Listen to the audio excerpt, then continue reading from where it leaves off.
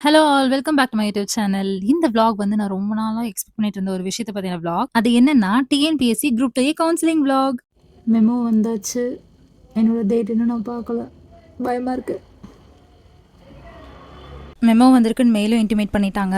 எனக்கு பார்த்தீங்கன்னா 29த் morning 11:30 batch போட்டிருந்தாங்க. Second day counselling. நம்ம எக்ஸாம் படிச்சத விட இந்த போஸ்டிங் செலக்ட் பண்றது தான் ஒரு பெரிய ப்ராசஸா இருக்கு. நான் போஸ்டிங் ப்ரிஃபரன்ஸ் லிஸ்ட் எல்லாம் எழுதி வச்சுட்டு, அதுக்கப்புறம் பேக் பண்ண ஆரம்பிச்சுட்டேன். என்னோட சர்டிஃபிகேட்ஸ், அதுக்கப்புறம் நான் அன்னைக்கு காட்டினேன் இல்லையா, நான் ஒரு பெயிண்ட் பண்ணிட்டு இருக்கேன்னு, அந்த பெயிண்ட் பண்ண அந்த பேக், அது எல்லாத்தையும் நான் வந்து பேக் பண்ணி எல்லாமே கரெக்ட்டா இருக்கான்னு சொல்லி பேக் பண்ண ஆரம்பிச்சுட்டேன். இதனால தான் நான் வந்து ஒரு 2 நாளாவே 2 நாள் இல்ல, ஒரு 3, 4 நாளாவே நான் ஸ்டடி விளாக் எதுவுமே போடல. ஏன்னா, என் மண்டைக்குள்ள ஃபுல்லா இதே தான் ஓடிட்டு இருந்துச்சு. என்னால படிக்கவே முடியல.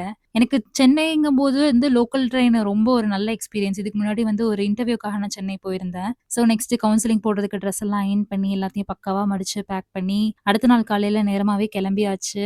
ரயில்வே ஸ்டேஷன் போயி இன்டர்சிட்டி ட்ரெயின் எல்லாம் வந்து வர்றதுக்கு முன்னாடியே போயாச்சு.